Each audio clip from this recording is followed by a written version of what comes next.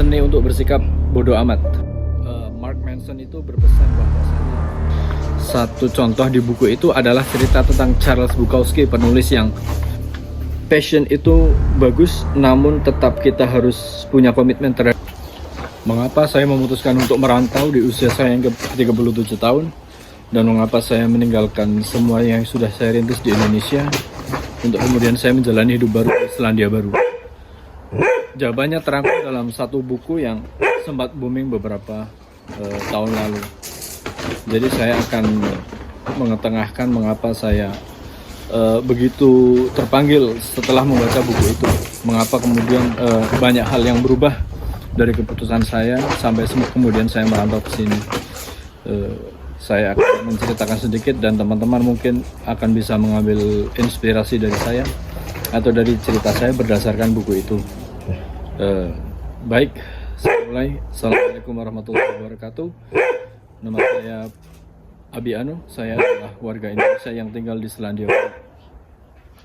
Jadi apa buku itu, apa isinya, dan mengapa itu begitu berpengaruh terhadap keputusan saya sampai kemudian saya pindah ke Selandia Baru. Jadi buku itu berjudul The Subtle Art of Giving a Fuck. Jadi dalam terjemahan bahasa Indonesia adalah Seni untuk Bersikap Bodoh Amat. Buku itu ditulis oleh Mark Manson. Saya pertama kali mendengar buku itu waktu itu mungkin sekitar tahun pertengahan 2010 sampai 2020, pertengahan tahun itu, dan saya tidak seketika membeli buku itu. Saya membeli buku itu ketika saya sempat tinggal di Australia. Buku itu saya beli dalam bahasa Inggris, e-book. Saya menyelesaikan buku itu mungkin dalam sebulan, dan benar-benar buku itu menyentuh saya dalam artian apa yang selama ini saya hindari, apa yang selama ini menjadi ketakutan saya itu dimentahkan oleh buku itu. Jadi buku itu bercerita tentang beberapa kisah orang-orang yang berhasil menabrak ketakutannya sendiri, berhasil menghadapi apa yang selama ini menciutkan nyali mereka untuk bisa menjalani hidup seperti yang mereka inginkan, walaupun itu memang tidak berujung pada apresiasi orang lain atau bahkan kesuksesan. Satu contoh di buku itu adalah cerita tentang Charles Bukowski, penulis yang di awal-awal karirnya itu memang tidak mencapai apa yang disebut kesuksesan, ketenaran itu. Tulisannya tidak laku dan hidupnya juga dijalani secara serampangan, secara tanpa aturan, dan dia tidak peduli dengan opini orang lain. Dia menjalani hidup dengan menulis, kemudian bekerja di, kalau tidak salah, kantor pos, dan melepas malam dengan mabuk-mabukan dan bermain perempuan, sampai akhirnya kemudian dia menjalani itu selama berpuluh tahun lamanya, hingga bertemulah dia dengan editor yang ternyata mencium bakatnya, mengapresiasi karyanya, kemudian mencuatkan namanya, hingga kemudian Charles Bukowski meninggal dan karya-karyanya tetap dikenang sampai sekarang. Charles Bukowski adalah satu dari segelintir kisah yang dimuat di buku itu. Kemudian ada beberapa cerita lain seperti beberapa musisi, Dave Mustaine, yang agak berbeda ceritanya, namun kemudian tetap berujung pada hikmah bahwa jika kita bergantung pada opini orang lain tentang kesuksesan, tentang apa itu hidup yang normatif, kita akan mati, kita akan tumbang, tergerus oleh arus.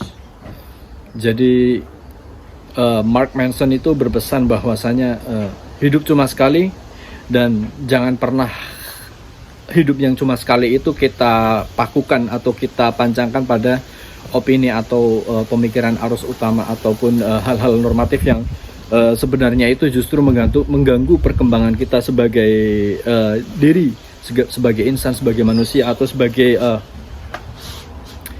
bukan sebagai kolektif, juga sebagai pribadi ya. Artinya kita punya ciri khas masing-masing. Maka dari itu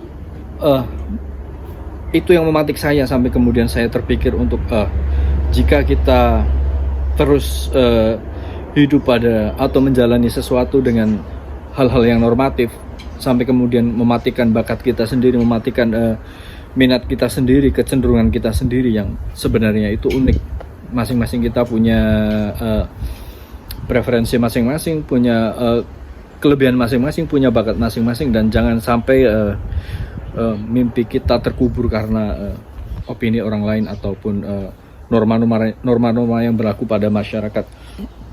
Saya kemudian berkaca pada cerita seorang musisi yang terkenal sudah meninggal, namanya Kurt Cobain. Teman-teman mungkin tahu ya, dia adalah gitaris dan vokalis band Nirvana dan rock. Dia meninggal tahun 94. Terlepas dari dia mati karena tekanan, dia bunuh diri karena tekanan, sorotan orang yang sorotan masa yang terlalu fokus pada kehidupannya, dan dia tidak siap dengan keternalan itu. Namun di sisi lain, Kurt Cobain adalah pribadi yang unik, pribadi yang tidak sempat membaca karya Mark Manson, namun dia sudah menerapkan pesan yang disampaikan Mark Manson dalam bukunya, meskipun dalam format yang agak berbeda. Kurt Cobain ini, dia adalah musisi grunge. Dia mempopulerkan aliran alternatif ketika pada zaman itu kiblat musisi itu, terutama musik rock itu menuju pada rambut-rambut panjang yang indah, yang shampooan tiap hari itu. Sementara Kurt Cobain muncul dengan rambut lusuh, pakaian usang gitu, penampilan kusut yang justru kemudian mencuatkan namanya, mencuatkan bandnya. Jutaan anak muda menjiplaknya, menjiplak gayanya, menjiplak cara berpakaiannya. Kurt Cobain pada awalnya adalah musisi yang tidak berharap akan menjadi terkenal. Dia menyalurkan emosinya berdasarkan apa yang ia alami. Jadi orang tuanya bercerai, kemudian dia dibully di sekolah, kemudian kecanduan gitu, sampai akhirnya dia menemukan musik adalah tempat dia melarikan diri dari kenyataan. Kurt Cobain tidak pernah terpengaruh dengan aliran yang sedang mainstream. Dia bermain gitar, dia menyanyi, dia menulis lirik dengan gayanya khas yang kemudian menjadi kiblat musik Seattle Sound. Itu adalah kota tempat kelahiran musik grunge ini. Jadi kembali lagi ke cerita saya kemudian memutuskan ke Selandia Baru, memutuskan meninggalkan bisnis yang sudah saya rintis, meninggalkan rumah.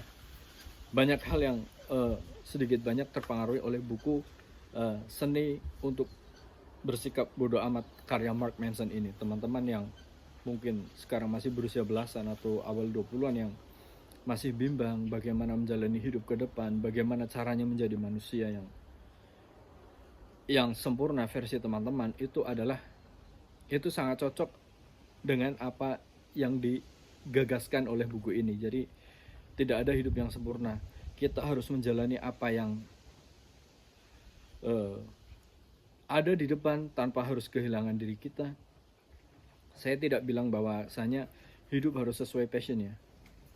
Passion itu bagus, namun tetap kita harus punya komitmen terhadap diri sendiri dan keluarga, terutama yang sudah berkeluarga ya. Komitmen itu penting. Passion itu bagus, tapi komitmen itu lebih penting. Jadi pesan saya berdasarkan apa yang saya pantik dari buku ini adalah tetap teman-teman menjalani hidup seperti biasa, tetap teman-teman punya optimisme seperti yang saya tekankan pada diri saya sendiri. Saya tetap harus punya target, saya tetap memegang teguh komitmen, namun tidak lupa saya tidak menghilangkan apa yang sudah ada pada diri saya. Saya menjalani kehidupan sejak lulus kuliah sampai sekarang itu memang awal-awal juga terpengaruh dengan opini orang lain ya, bagaimana kita menjalani kehidupan, bagaimana kita menyusun atau meniti masa depan. Namun di kemudian hari saya berusaha keras bagaimana agar passion, agar kecintaan saya, agar jati diri saya juga bertemu dengan komitmen yang harus saya jalani. Sekarang saya adalah bapak 2 anak. Saya memiliki tanggung jawab. Saya harus menghidupi mereka, menafkahi mereka. Namun di sisi lain juga saya Saya ingin tetap menjadi diri saya sendiri, dan bagaimana untuk bersikap bodoh amat adalah dengan menemukan potensi diri. Saya kesini sebagai tukang sembelih halal, dan saya tidak bilang itu potensi, namun pemikiran saya bahwa menjadi tukang sembelih halal adalah bekerja sekaligus beribadah. Itu yang meyakinkan saya bahwa saya akan menekuni profesi ini insya Allah selama mungkin.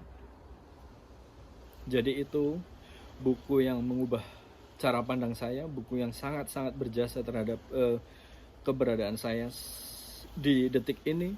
Apa yang sudah saya alami, apa yang sudah saya jalani, sedikit banyak itu selalu saya kaitkan dengan gagasan yang ada di buku itu. Teman-teman mungkin bisa mulai mengelaborasi apa yang saya sampaikan dengan membaca langsung buku itu, agar teman-teman juga bisa mengambil intisari dan manfaat dari ide-ide yang disampaikan oleh Mark Manson. Terima kasih teman-teman, mungkin sedikit banyak itu yang bisa saya sampaikan. Jadi buku Seni Bersikap Bodoh Amat adalah buku yang benar-benar mengubah cara pandang saya. Mungkin belum mengubah hidup saya secara keseluruhan, namun sudah mengubah mentalitas saya, mengasah sedikit-sedikit bagaimana pemikiran saya harus diarahkan. Semoga ke depan kita juga bisa menemukan buku-buku yang sedemikian rupa ya, yang sedemikian bergunanya bagi jalan kita ke depan, untuk menuntun kita menuju apa yang kita cita-citakan. Jika teman-teman punya masukan, kritik, saran, apapun yang ingin disampaikan bisa ditambahkan di kolom komentar. Saya dengan senang hati akan membalasnya, meresponnya, ataupun jika teman-teman punya unek-unek soal video saya yang mungkin butuh upgrade, peningkatan, perbaikan, silakan disampaikan di kolom komentar. Terima kasih. Kita akan berjumpa pada video-video kita yang berikutnya. Saya Abi Ano. Assalamualaikum warahmatullahi wabarakatuh.